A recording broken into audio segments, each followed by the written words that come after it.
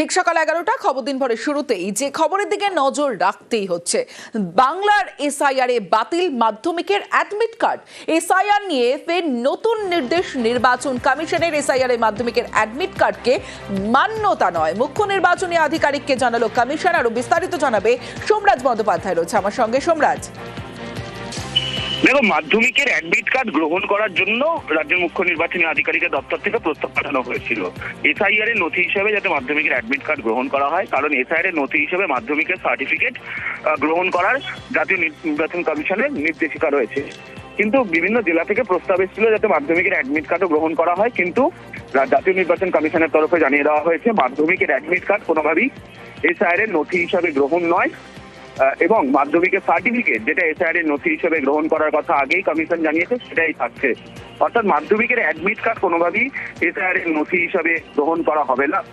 বিভিন্ন জেলা শাসকরা মাধ্যমিকের অ্যাডমিট কার্ডকে এসআইআর এর নথি হিসেবে গ্রহণ করার জন্য প্রস্তাব পাঠিয়েছিল রাজ্যের মুখ্য নির্বাচনী আধিকারিকের দপ্তরে, এবং তারপর রাজ্যের মুখ্য নির্বাচনী আধিকারিকের দপ্তর থেকে জাতীয় নির্বাচন কমিশনকে পাঠানো হয় যাতে মাধ্যমিকের অ্যাডমিট কার্ডকেও এসআইআর এর নথি হিসেবে গ্রহণ করা হয়। কিন্তু কমিশন জানিয়েছে যে মাধ্যমিকের অ্যাডমিট কার্ড কোনোভাবেই এসআইআর এর নথি হিসেবে গ্রহণ করা যাবে না, মাধ্যমিকের সার্টিফিকেটই এসআইআর এর নথি হিসেবে গ্রহণযোগ্য থাকবে। বেশ, এই মুহূর্তে তৃণমূল নেতা মুখপাত্র অরূপ চক্রবর্তী রয়েছেন আমার সঙ্গে। অরূপবাবু, এই যে বিভিন্ন মুখ্য নির্বাচনী আধিকারিককে জানিয়ে দিয়েছে কমিশন যে এসআইআর এ মাধ্যমিকের অ্যাডমিট কার্ডকে মান্যতা নয়, অর্থাৎ আবার নতুন নির্দেশ নির্বাচন কমিশনের, কিভাবে দেখছেন?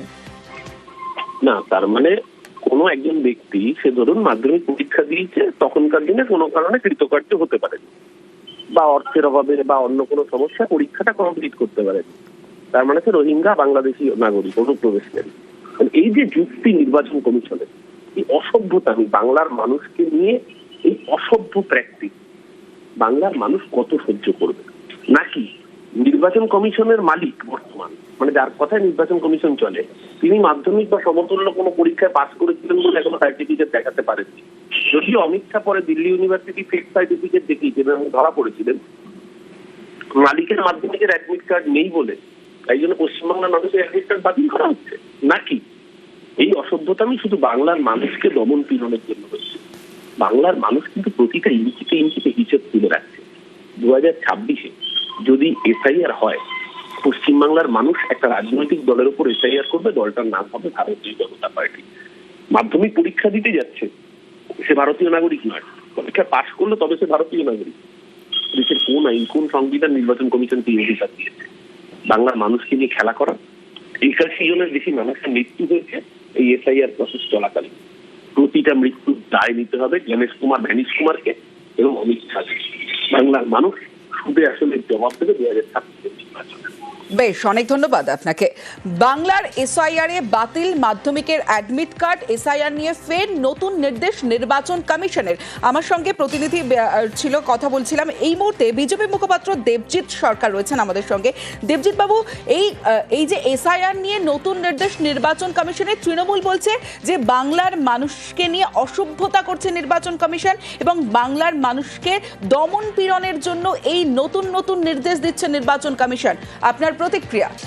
বাংলার মানুষের দমন পীড়ন কে করছে সেটা সবাই জানে, কারা করছে সেটা সবাই জানে। তৃণমূল কংগ্রেস আর বাংলার মানুষের উপর দমন পীড়ন একই। যারা বিভিন্ন সময় বিএলওদের খুন করলো, যারা আত্মহত্যায় প্ররোচনা দিল, যাদের জন্য বিএলওদের বাড়ির লোকেরা পরপর বলছেন, যারা খুন হয়েছেন, এক ধরনের খুন বা আত্মহত্যা করলো তাকে খুন বলেই ধরতে হবে। কোথাও তৃণমূলের লোকেরা টাকা ধার নেওয়ার নাম করে টাকা তুলে নিয়েছেন এবং সেখান থেকে দিচ্ছিলেন না, যদি টাকা চায় তাহলে বিএলওকে খুন করা হবে স্ত্রী পুত্র সমেত। আরেক জায়গায় বিএলওকে মেরেই ফেলা হলো 110 নম্বরে গতকাল। সেখানে স্বয়ং পৌর মাতার নামে কমপ্লেন আসছে, রাজুর নামে কমপ্লেন আসছে, যে কিনা তৃণমূলের নেতা। প্রত্যেক জায়গাতে মানুষকে খেপিয়ে দেওয়া হচ্ছে। তৃণমূলের দুষ্কৃতি এবং ওপার বাংলা, অর্থাৎ বাংলাদেশ থেকে আসা অনুপ্রবেশকারী মুসলমান একযোগে একের পর এক জায়গায় বিডিও অফিস আক্রমণ করছেন। এর প্রতিবাদ করতে হবে, বাঁচতে হবে, তৃণমূলকে সরাতে হবে। কোনো মরা কান্না নয়, তৃণমূল মানেই বিপদ, তৃণমূল মানেই খারাপ জিনিস। বেশ, অনেক ধন্যবাদ আপনাকে। এসআইআরে মাধ্যমিকের অ্যাডমিট কার্ডে না, কমিশনের নির্দেশে আরও ভোগান্তির আশঙ্কা। ইতিমধ্যেই হিয়ারিং এর নথি হিসেবে বহু অ্যাডমিট কার্ড জমা। যারা ইতিমধ্যে অ্যাডমিট কার্ড জমা দিয়েছেন তাদের কি হবে? নতুন করে কি ফের নথি জমা দিতে হবে? কমিশনের নয়া নির্দেশে ফের ভোগান্তির আশঙ্কা।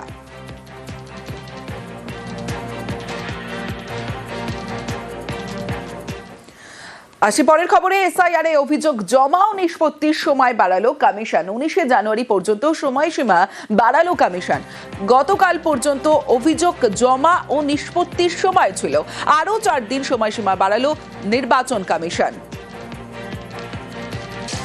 19শে জানুয়ারি পর্যন্ত এসআইআর অভিযোগ জমা ও নিষ্পত্তি।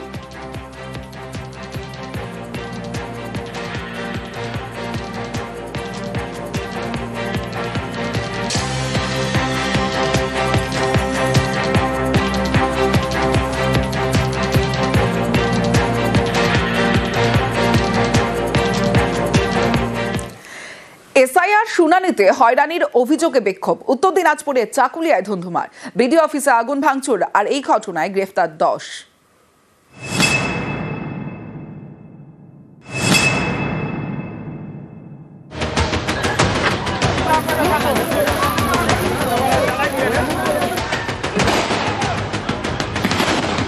বিডিও অফিসে ক্ষোভের আগুন। বিডিও অফিসের ভিতরে একের পর এক ঘরে ঢুকে নথিতে আগুন।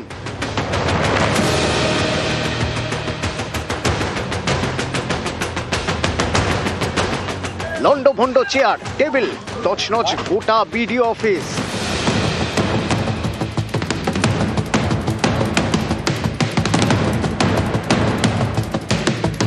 অফিসের বাইরে পড়ে আধ পোড়া জিনিসপত্র।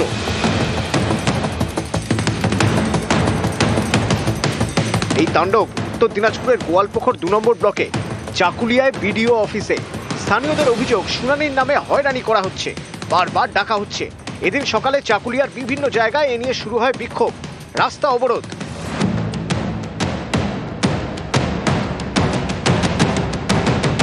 আমরাকে বললো যে এটা কাগজ জমা করতে 2002 এর কাগজ জমা করতে হবে। এবার নিয়ে আমরা 2002 এর কাগজ জমা করলাম। এখন বলতেছে কি যে আমাদের আরো অন্য অন্য কাগজ নিয়ে আমাদেরকে হয়রান করছে, বলে হ্যারেন করতে হবে। কিসের হ্যারেনটা কিসের? এই ক্ষোভ পৌঁছয় বিডিও অফিসে, সেখানে আগুন ধরিয়ে দেওয়া হয়। বিডিও অফিসে কিন্তু যেখানে ভাঙচুর করা হচ্ছে, ভাঙচুরের যা জিনিসপত্র রয়েছে ভিতরে সমস্ত কিছু কিন্তু এখানে এনে উত্তেজিত জনতা সেটাকে আগুন ধরিয়ে দিয়েছে, এবং আগুন ধরিয়ে দেওয়ার পরে কিন্তু এই এলাকায় ব্যাপক উত্তেজনা ছড়িয়ে পড়ে। চাকুলিয়ায় বিডিও অফিসের ভিতরে সব লন্ডভন্ড।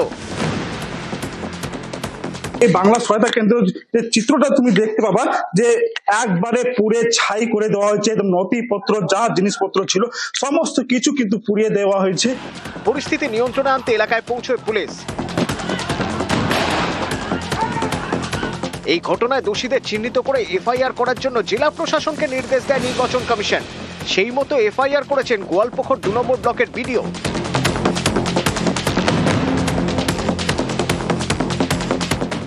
হয়েছে 10 জন অ্যারেস্ট হয়েছে, অ্যাকশন নিচ্ছে পুলিশ। ফার্দার যাতে এই ধরনের ঘটনা ঘটে, মাইক্রো অবজারভাররা 10 জন উইথড্র করে নিয়েছে। উইথড্র করেননি, চিঠি দিয়েছেন। উইথড্র কি আছে এটা? এখানে উইথড্রল স্কোপ কোথায় আছে? তারা বলছে যথেষ্ট সেফটি সিকিউরিটি পাচ্ছেন না একজন। ভাই ওরা অন ডেপুটেশন আছে, উইথড্র করতে পারবে না।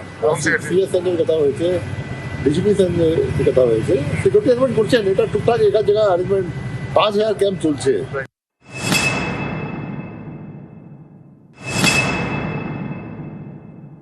যারাই করলো এটা, ওরা আমি বলবো যে ওরা ইচ্ছাকৃতভাবে করেনি, ওদেরকে হয়তো কেউ বলেছে, উস্কিয়েছে বলে এটা করেছে। কিন্তু আজকে যেটা একটা বিক্ষুব্ধ একটা ঘটনা ঘটলো, এটা বাজে ঘটনা। আমি বলবো আন্দোলন হবে গণতান্ত্রিক পদ্ধতিতে, আন্দোলনটা হবে।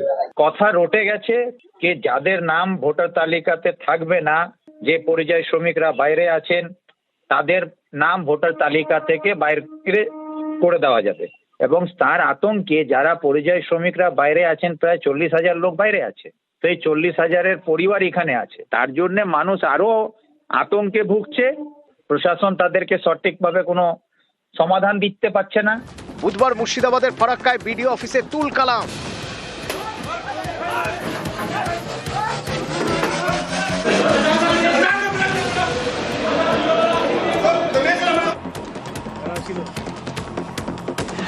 এবার চাকুলিয়ায় বিডিও অফিসে তাণ্ডব।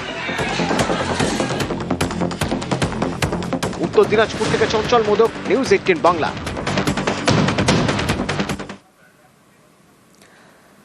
গতকালই আমরা দেখেছি যে হিয়ারিং হয়রানির অভিযোগে বিক্ষোভে তুলকালাম আর চাকুলিয়া বিডিও অফিসে ভাঙচুর আগুন, এবং আজ সকালে ছবিটা দেখাবো।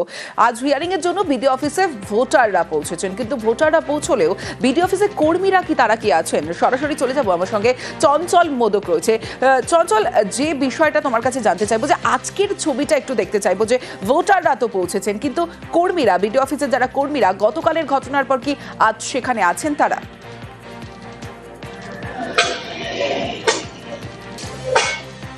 তবে একদমই ধীরে ধীরে কিন্তু যে কর্মীরা রয়েছেন বিডিও অফিসে, তারাও কিন্তু এই বিডিও অফিসে আসতে শুরু করেছে। তবে সকালে যে চিত্রটা দেখা গিয়েছিল যে এখানে যে আসবাবপত্র যে জ্বালিয়ে দেওয়া হয়েছিল, সেই জ্বালিয়ে দেওয়া যে আসবাবপত্রগুলো, সেই জিনিসপত্রগুলো কিন্তু তারা সেই পরিষ্কার করার কাজ করতেছে এবং ধীরে ধীরে সেই পরিবেশটাকে ছন্দে ফেরানোর চেষ্টা করছে ব্লক প্রশাসন। তবে সকাল থেকে যা দেখেছি যে ধীরে ধীরে কর্মীরা আসতে শুরু করেছে এবং যে ভোটাররা যারা তাদের হিয়ারিং রয়েছে আজকে, তারাও কিন্তু আসতে শুরু করেছে। তবে কোনো কাজ হচ্ছে না, কারণ সমস্ত রকম যে ডকুমেন্ট, যা কম্পিউটার যা ছিল, সবকিছু কিন্তু কালকে ভেঙে গুড়িয়ে দেওয়া হয়েছে এবং আগুনে পুড়িয়ে দেওয়া হয়েছে।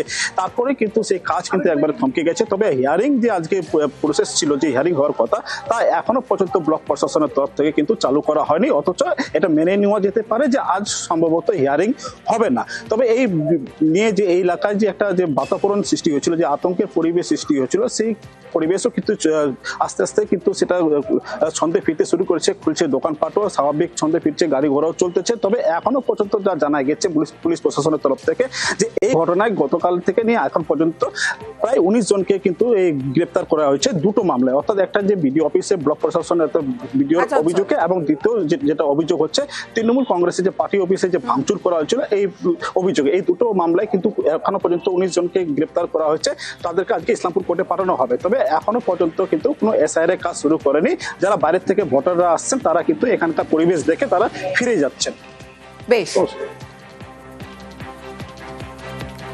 সকাল থেকে স্যার বলেছেন আমাদের পরিষ্কার পরিচ্ছন্ন এগুলো করতে সরাতে বলেছেন, নিজস্ব জায়গা রাখতে বলেছেন। যা কাগজপত্র ঝুলেছে, যা চেয়ার টেবিল ঝুলেছে, সেগুলোই দেখতে পাচ্ছি, ওগুলোকে আমরা ওদের নির্দিষ্ট জায়গায় রাখার ব্যবস্থা করছি।